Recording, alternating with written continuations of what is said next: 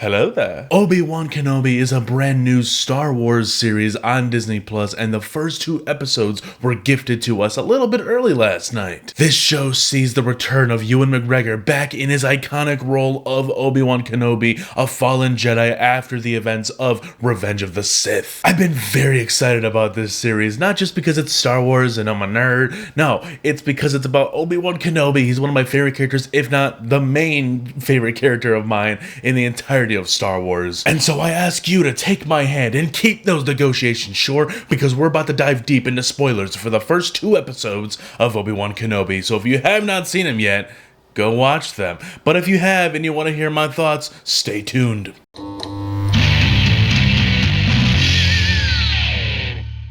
What's up, everybody? Welcome back to the Hez Project. I'm John Rodolaza, very tired John Rodolaza, but I'm here nonetheless. Anyways, I'm here to talk about the first 2 episodes that dropped last night, midnight, for Obi-Wan Kenobi. This originally was supposed to drop at 3 a.m. Normally, that's how they do things. They surprised us kind of last minute. They said, no, it's going to drop at 9 p.m. over there, 12 p.m. over here. But nonetheless, these episodes are really good. I had a lot of fun revisiting this world, and it's kind of like prequel, but it's on the down trajectory because we're going into the galactic depression that is the original trilogy. Really good movies, but the Empire's got things locked down, and things aren't as vibrant as they once were in the prequel trilogy, and we see it very clearly now. Obi-Wan Kenobi is a meat market guy. Like, he just cuts meat for a living now. He is very much on the down low. He is hidden from the Empire,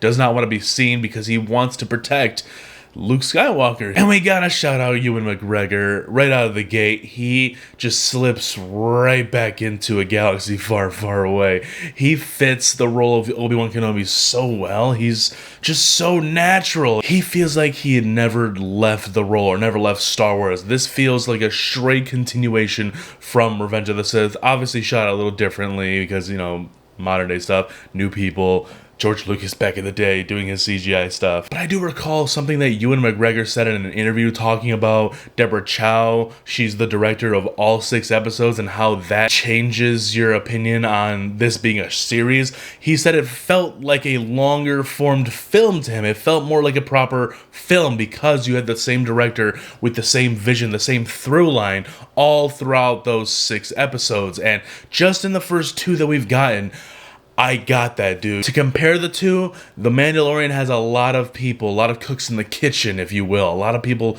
just coming in and out of that director's chair, which is fine. You kind of need that sometimes, but also, I gotta give it props that they made the decision to keep Deborah Chow on for all 6 episodes of Obi-Wan Kenobi. It kind of just shows that there's a level of trust within this one person, not, one overarching guy bringing in a bunch of other people to execute his vision. That's kind of like what Kevin Feige does, but I think Deborah Chow has a lot of trust with Lucasfilm and Star Wars, and even with the fans at this point. She had some really great episodes with The Mandalorian, and I have no doubt the other one's going to blow me out of the water, but man, she does a fine job directing these, and let's get more into them. So going back to it, Obi-Wan Kenobi is on the down low. He's hiding from the Empire, and he kind of suppressed his powers a little bit, and we've seen this before amongst the dozens of things that exist between episodes 3 and 4. The one Jedi who suppressed her powers in Jedi Fallen Order, I'm forgetting her name at the moment. Seer? Is that her name?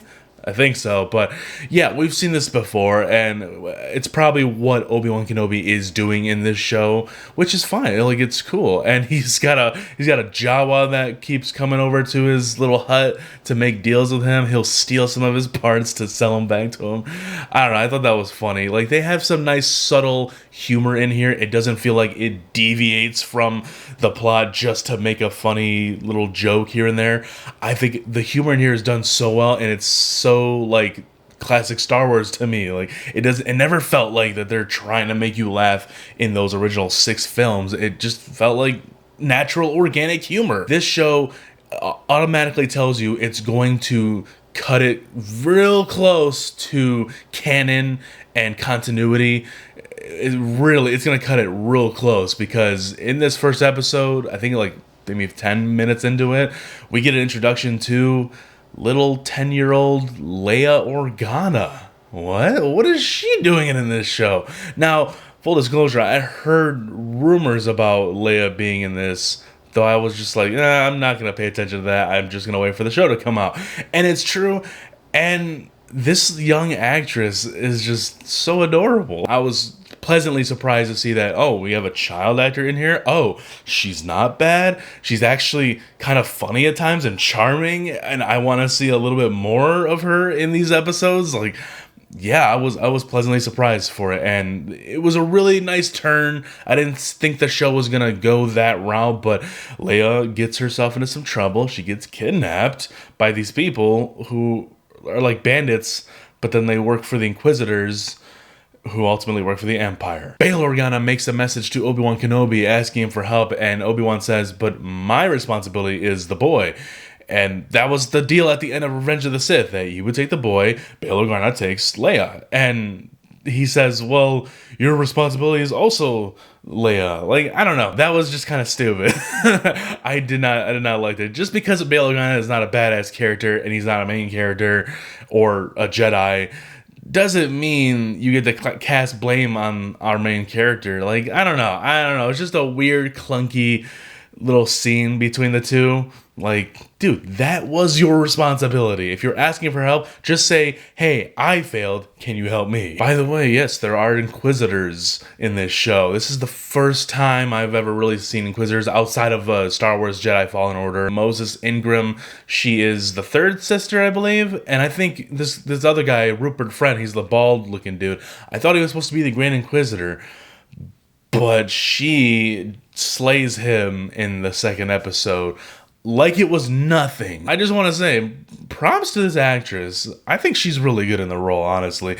She is a little bit more menacing than the creepy bald dude who was trying to be more menacing than everybody every time he was on screen. But I think Moses Ingram does a fine job as this character of the third sister, and I'm excited to see where they take her. She's kind of rebellious in the Inquisitors. Like, he kept telling her to do certain things and to don't go too hard on it because you're gonna, blow the mission or whatever. And she kind of still does after killing him. But I don't know. I just really like that they're showing this character kind of have some faults, like not everybody on the Sith on the bad side is on the same page, and I like that. Anyways, the point of the Inquisitors, they're to hunt the Jedi. Any Jedi that are left amongst the galaxy, they need to find them, they need to take them out. And we even see in like somewhere in the middle of episode 1, a Jedi comes, he's running from the Inquisitors, he runs to Obi-Wan, he knows who he is, and Obi-Wan's just telling him, look, I don't know who you're talking about, I'm Ben.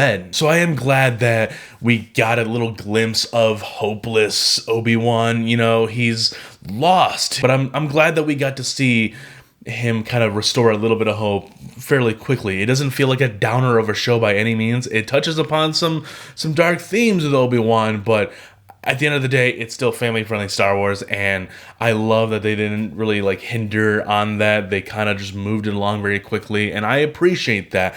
I can sum things up in my head. I don't need to see everything for 3-4 episodes. I don't need to have a point conveyed for that long. Then we get to, I'm going to mispronounce his name again, Kumail Nanjiani. His character, I thought he was a Jedi because in the trailers he kind of had the Jedi robes and he, maybe he is a Jedi.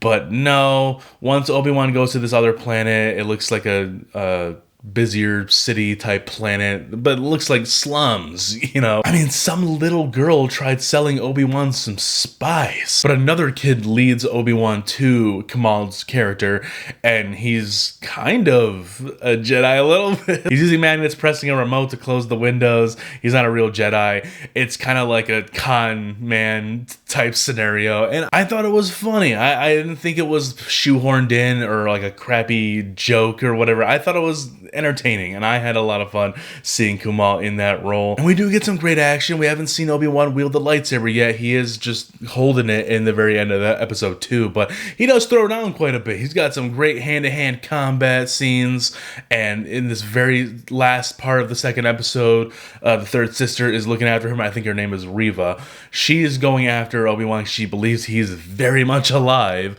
but she hasn't seen him yet, so Who knows? She begins to taunt Obi-Wan as he's hiding and holding the lightsaber, about to ignite it and about to fight and blow his cover. But then she starts talking. She starts mentioning, he's looking for you. Oh, you don't know? It's Anakin Skywalker. He's alive. When the camera pans on Obi-Wan's face and it looks terrified, he looks distraught now that, oh my god, Anakin Skywalker is alive and he's looking for me?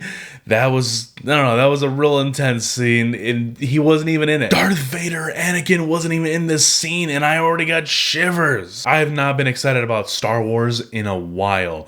Like, Book of Boba Fett had some things that I was anticipating, and it really just didn't deliver on anything. But I haven't been this excited about Star Wars since maybe the Mando Season 2. They managed to invoke those feelings that we had when watching the prequel trilogy, while also having that style and obviously that the technology that we use for today's Star Wars in The Mandalorian. And it's like a nice little blend, dude. It's a nice full circle moment. I'm really happy that this show exists. And also, I want to throw in there, we did get a cameo of Tamara Morrison. Not as Boba Fett. No. We get him as this clone trooper on that bum city planet. He's just chilling on a street corner, sitting by a building with a giant beard, giant hair, holding up his destroyed clone helmet, and he's asking for spare change. That's my favorite cameo now. So thank you for joining me on my review of the first 2 episodes of Obi-Wan Kenobi. Leave a like and subscribe to the channel if you're new, and stick around because at some point throughout the run of the show, I'm going to release my reviews of episodes 2 and 3. I've fallen behind on those, but they're coming, guys. They're coming. It'd be fun to revisit the movies while the show's going down, you know? But you guys can go check out my review of The Phantom Menace. I put that up about 2 weeks ago. You might want to stick around because there is more to come.